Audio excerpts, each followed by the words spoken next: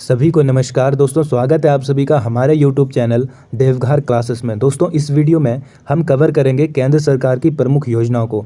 जैसा कि आप सभी को पता है, हमारे एग्जाम्स में केंद्र सरकार की योजनाओं से संबंधित 1 से 2 प्रश्न जो है ज़रूर बनता है। चाहे आप तैयारी कर रहे हो SSC, बैंक PO, रेलवे या आप स्टेट PCS की तैयारी कर रहे हैं, तो यहाँ से आपका जो प्रश्न है वो बन जाता है। तो आप वीडियो को पूरा ज़रूर देखें, क्योंकि योजनाओं से संबंधित जितने भी अन्य फैक्ट बनेंगे वो भी हम साथ में कवर करते जाएंगे। सबसे पहले अगर हम बात करें प्रधानमंत्री जनधन योजना की, तो प्रधानमंत्री जनधन योजना का जो शुभारंभ है ना, वो 28 अगस्त 2014 को किया जाता है। देखिए, जब भी हम किसी योजना को हम जब पढ़ते हैं ना, हमें 2 बातें तो ज़रूर याद रखनी है, एक उसके आरंभ तिथि और एक उस योजना का उद्देश्य। तो प्रधानमंत्री जनधन योजना का जो शुभारंभ है वो 28 अगस्त 2014 को किया जाता है। और इस योजना का जो उद्देश्य है ना, वो अधिकतम लोगों को बैंकों से जोड़ना है, जिससे उन्हें बचत प्रोत्साहन मिल सके। और इस योजना का जो आपका संचालित जो करता है वो मिनिस्ट्री ऑफ फाइनेंस जो है प्रधानमंत्री जनधन योजना को संचालित करता है। देखिए, अब तक जो है 46.25 करोड़ खाते खोले गए हैं। ये आंकड़ा दिसंबर 2022 तक का है जो अनुमानित है।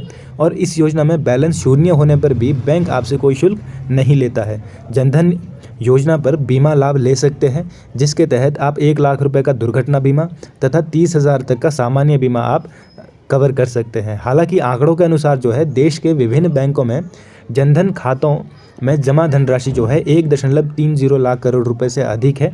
प्रधानमंत्री जनधन योजना में जो महिलाओं की भागीदारी है, देखिए ये प्रश्न पूछा जाता है महिलाओं की भागीदारी, तो 55.2% जो है महिलाओं की भागीदारी है प्रधानमंत्री जनधन योजना में। नेक्स्ट योजना को अगर हम देखें तो मेक इन इंडिया, इसका जो शुभारंभ है आपका 25 सितंबर 2014 को किया जाता है। और वर्ष 2014 में लॉन्च की गई योजना मेक इन इंडिया का जो मुख्य उद्देश्य था ना, वो देश को वैश्विक विनिर्माण की कायाकल्प को बदलना था। यह पहल दुनिया भर में संभावित निवेशकों और भागीदारों को न्यू इंडिया के लिए आमंत्रित करना था। देश के सकल घरेलू उत्पादन में विनिर्माण क्षेत्र की हिस्सेदारी को जो है 2022 तक 16% से बढ़ाकर 25% तक करना था। देखिए, अगर बात करें हम दीनदयाल उपाध्याय अंत्योदय योजना की, तो इस योजना का जो शुभारंभ है ना, वो 25 सितंबर 2014 को किया जाता है। और इसका संचालन ministry of housing and urban poverty alleviation government of India के द्वारा किया जाता है। और इसका जो बजट रखा गया था वो 3000 करोड़ रखा गया था। और इस योजना का जो उद्देश्य है ना, इस योजना का उद्देश्य कौशल विकास और अन्य उपायों के माध्यम से आजीविका के अवसरों में वृद्धि करना और ग्रामीण गरीबी को कम करना था। सामाजिक एकजुटता और संस्था का विकास करना था।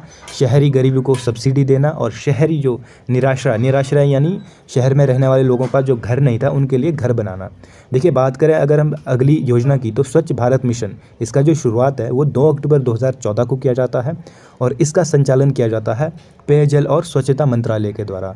देखिए, अगर इसके हम उद्देश्य की बात करें तो स्वच्छ भारत का उद्देश्य दिनांक 2 अक्टूबर 2019 तक स्वच्छ एवं खुले में शौच से मुक्त होना था। ठीक है, जागरूकता लाकर लोगों में और स्वास्थ्य संबंधी शिक्षा के माध्यम से स्थायी स्वच्छता के लिए जो है प्रक्रियाएं अपनाना था प्रधानमंत्री स्वच्छ भारत मिशन योजना के तहत। देखिए, अगर हम अगली योजना को देखें तो सांसद आदर्श गांव योजना, इसका शुभारंभ 11 अक्टूबर 2014 को किया जाता है, जिसका उद्देश्य प्रत्येक सांसद द्वारा एक गांव को गोद लेकर उस गांव का विकास करना था। सांसद आदर्श गांव योजना का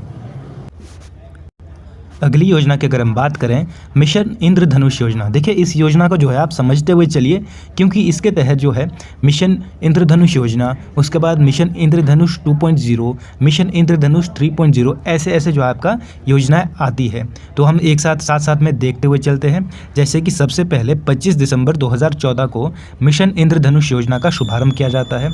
इंद्रधनुष योजना के तहत 7 रंगों को प्रदर्शित करने वाला मिशन इंद्रधनुष का उद्देश्य उन बच्चों का 2020 तक टीकाकरण करना है जिन्हें टीके नहीं लगे हैं, या फिर डिप्थीरिया, बलगम, टिटेनस, पोलियो, तपेदिक, खसरा तथा हेपेटाइटिस बी जैसे जो रोग होते हैं बच्चों को, उन रोगों को रोकने के लिए 7 टीके आंशिक रूप से लगते हैं। मिशन इंद्रधनुष योजना 2.0 को अगर हम देखें तो इसका प्रभावी वर्ष 2017 रहता है। और इसका उद्देश्य 2 साल से कम उम्र के 90% बच्चों का टीकाकरण कवर करना था। उसके बाद आपका 3.0 यानी मिशन इंद्रधनुष 3.0 शुरू किया जाता है, जिसका प्रभावी वर्ष 2020-21 रहा।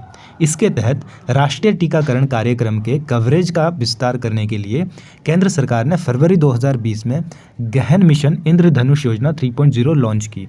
इस मिशन का उद्देश्य असंगठित आबादी तक उनके टीकाकरण के लिए पहुंचना था और साथ ही सार्वभौमिक टीकाकरण कार्यक्रम के तहत सभी उपलब्ध टीकों को पेशकश करना था। उसके बाद आपका मिशन इंद्रधनुष योजना 4.0 लॉन्च किया गया जाता है, जिसका प्रभावी वर्ष 2022 रहता है, जिसके तहत सालाना 3 करोड़ से अधिक गर्भवती महिलाओं और 2.6 करोड़ बच्चों को सार्वभौमिक टीका कार्यक्रम के माध्यम से कवर किया जाता है। देखिए नेक्स्ट योजना को अगर हम देखें तो पंडित दीनदयाल श्रमव्यय जयंती योजना, जिसका शुभारंभ 16 अक्टूबर 2014 को किया जाता है और इस योजना का संचालन श्रम मंत्रालय के द्वारा किया जाता है। देखिए अगर हम बात करें इसके उद्देश्य की तो स्थानीय निर्माताओं को प्रोत्साहित करके मेक इन इंडिया योजना को लागू करना था, उद्योगों को श्रम कानूनों और श्रम प्रक्रियाओं में सुधार करना था। बात करें अगर हम हृदय योजना की तो 21 जनवरी 2015 को हृदय योजना का शुभारंभ किया जाता है। विश्व विरासत स्थलों की देखभाल करना और इन शहरों का आर्थिक विकास करना जो है हृदय योजना के अंतर्गत आता है। इसका संचालन आवास और शहरी कार्य मंत्रालय के द्वारा किया जाता है। हृदय योजना के तहत 500 करोड़ का बजट रखा जाता है। देखिए बात करें बेटी बचाओ बेटी पढ़ाओ योजना की तो 22 जनवरी 2015 को इसका आरंभ किया जाता है। इस योजना का लक्ष्य लड़कियों को पढ़ाई के जरिए सामाजिक और वित्तीय तौर पर आत्मनिर्भर बनाना होता है। देखिए इस योजना का संचालन महिला और बाल विकास मंत्रालय, स्वास्थ्य परिवार कल्याण मंत्रालय तथा मानव संसाधन मंत्रालय के द्वारा बेटी पढ़ाओ बेटी बचाओ का जो है संचालन किया जाता है। देखिए बात करें अगर हम प्रधानमंत्री मुद्रा योजना की तो इसका शुभारंभ 8 अप्रैल 2015 को किया जाता है और प्रधानमंत्री मुद्रा योजना के तहत छोटे कारोबारियों को 50,000 से लेकर 10 लाख तक का ऋण दिया जाता है और इसका संचालन भारत सरकार के सूक्ष्म, लघु एवं मध्यम उद्यम मंत्रालय के द्वारा किया जाता है।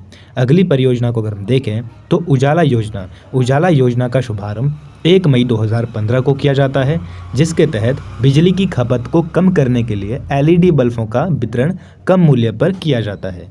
इसका संचालन विद्युत मंत्रालय के द्वारा किया जाता है। देखिए अगली जो योजना है अटल पेंशन योजना का आरंभ 9 मई 2015 को किया जाता है। इस योजना के तहत 8 से 40 वर्षों के असंगठित क्षेत्रों के लोगों के लिए मासिक पेंशन का प्रावधान किया जाता है। इसका संचालन वित्त मंत्रालय के द्वारा किया जाता है। देखिए बात करें अगर हम प्रधानमंत्री जीवन ज्योति बीमा योजना की तो प्रधानमंत्री जीवन ज्योति बीमा योजना का शुभारंभ 9 मई 2015 को किया जाता है, जिसके तहत 18 से 50 वर्षों के लोगों के लिए 2 लाख का जीवन बीमा, जिसे आपके अकाउंट से 330 रुपये कटता है सालाना, उसके तहत 2 लाख का जीवन बीमा किया जाता है। प्रधानमंत्री जीवन ज्योति बीमा योजना का जो संचालन है वो वित्त मंत्रालय के द्वारा किया जाता है। अगली योजना को अगर हम देखें तो प्रधानमंत्री सुरक्षा बीमा योजना, इस योजना का शुभारंभ 9 मई 2015 को किया जाता है, जिसके तहत 18 से 70 वर्ष के लोगों के लिए साधारण बीमा, दुर्घटना बीमा के लिए 2 लाख का बीमा कराया जाता है, जिसके तहत 12 रुपये प्रति वर्ष आपके अकाउंट से काटा जाता है।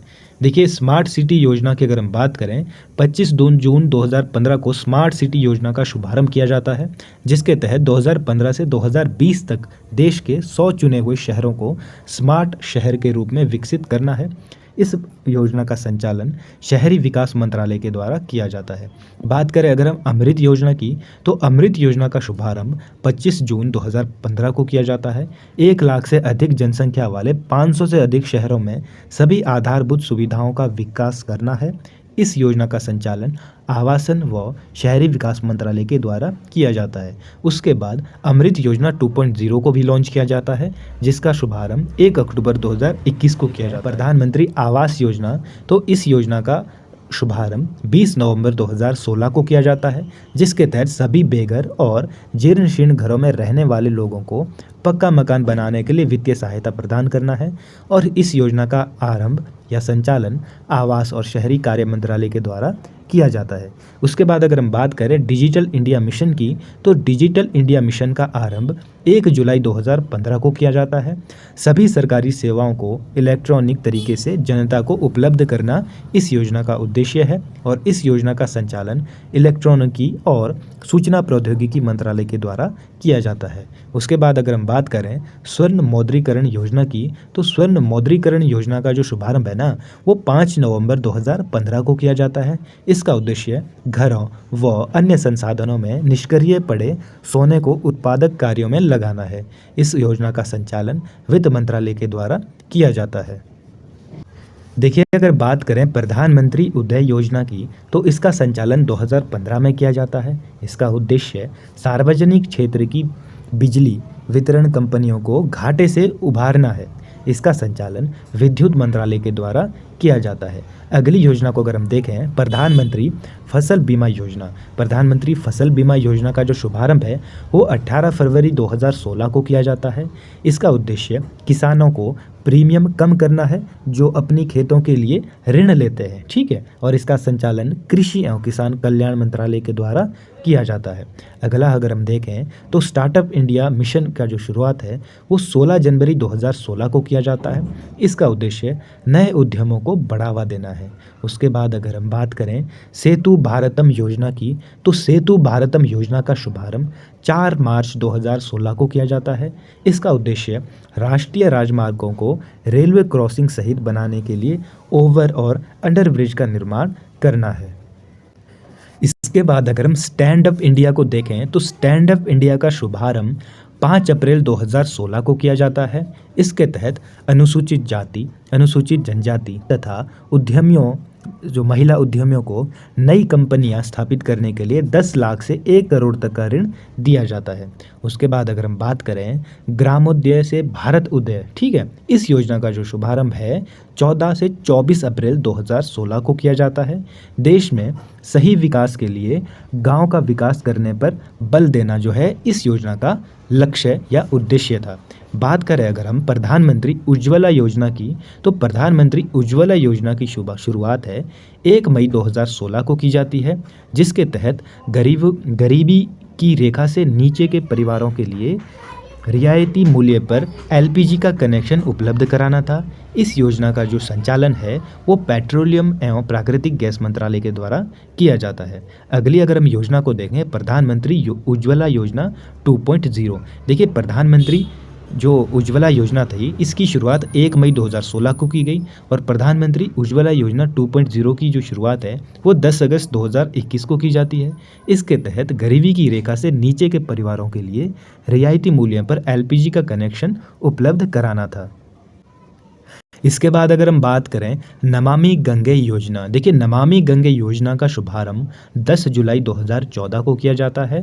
इसके तहत गंगा नदी की स्वच्छता करना जो है इसका मुख्य लक्ष्य था और इसका जो संचालन है वो केंद्रीय जल संसाधन, नदी विकास और गंगा कायाकल्प मंत्रालय के द्वारा नमामि गंगे का शुरुआत किया जाता है। देखिए, अगर हम बात करें आजीविका ग्रामीण एक्सप्रेस योजना की, तो इसकी शुरुआत वर्ष 2017 में की जाती है और ये योजना ग्रामीण आजीविका मिशन की एक उप योजना होती है। इसका संचालन ग्रामीण विकास मंत्रालय के द्वारा किया जाता है। उसके बाद अगर हम बात करें प्रधानमंत्री सहज बिजली हर घर योजना की, जिसको सौभाग्य योजना भी कहा जाता है, इसकी शुरुआत 25 सितंबर 2017 को की जाती है। इसके तहत हर घर को बिजली प्रदान करने के लिए इस योजना का शुभारंभ किया जाता है। उसके बाद अगर हम देखें राष्ट्रीय पोषण अभियान को, तो राष्ट्रीय पोषण अभियान की शुरुआत 30 नवंबर 2017 को की जाती है। राष्ट्रीय पोषण अभियान के तहत वर्ष 2022 तक भारत के कुपोषण मुक्त भारत का निर्माण करना था। अगली अगर हम योजना देखें गोबर धन योजना, देखिए गोबर धन योजना की शुरुआत 1 फरवरी 2018 को की जाती है, जिसके तहत पशुओं के गोबर को खेतों के ठोस अवशिष्ट पदार्थों को कंपोस्ट बायोगैस बायो सीएनजी में परिवर्तित करना था और इसकी शुरुआत 1 फरवरी 2018 को की जाती है। उसके बाद अगर हम योजना को देखें तो वन धन योजना की जो शुरुआत है वो 14 अप्रैल 2018 को की जाती है। इसके तहत वन उपज के लिए प्राथमिक प्रसंस्करण और मूल्य संवर्धन की उपलब्धता सुनिश्चित हो सके, इसलिए इस योजना का शुरुआत किया जाता है। उसके बाद अगर हम पीएम आशा योजना को देखें तो पीएम आशा योजना की जो शुरुआत है वो 12 सितंबर 2018 को की जाती है, जिसके तहत किसानों को उनकी उपज के लिए लाभकारी मूल्य सुनिश्चित करना होता है। उसके बाद आपका आयुष्मान भारत, विश्व की हेल्थ केयर की सबसे बड़ी योजना है आयुष्मान भारत। इस योजना का जो शुभारंभ है 23 सितंबर 2018 को की जाती है। इसका उद्देश्य सार्वजनिक स्वास्थ्य सुधार और सतत विकास के लक्ष्य को प्राप्त करना है। इसका अगर हम संचालन की बात करें तो आयुष मंत्रालय के द्वारा इस योजना का संचालन किया जाता है। अगली योजना को अगर हम देखें, प्रधानमंत्री किसान मान धन योजना, जिसका आरंभ 12 सितंबर 2019 को किया जाता है। इसके तहत वृद्धावस्था में संरक्षण और लघु एवं सीमांत किसानों की सामाजिक सुरक्षा के लिए प्रधानमंत्री किसान मान धन योजना का शुभारंभ 12 सितंबर 2019 को किया जाता है। देखिए अगर हम आगे देखें तो प्रधानमंत्री किसान सम्मान निधि, तो प्रधानमंत्री किसान सम्मान निधि की शुरुआत 24 फरवरी 2019 को की जाती है, जिसके तहत भारत सरकार द्वारा देश में छोटे और सीमांत किसानों को प्रत्यक्षता आय संबंधी सहायता देना है।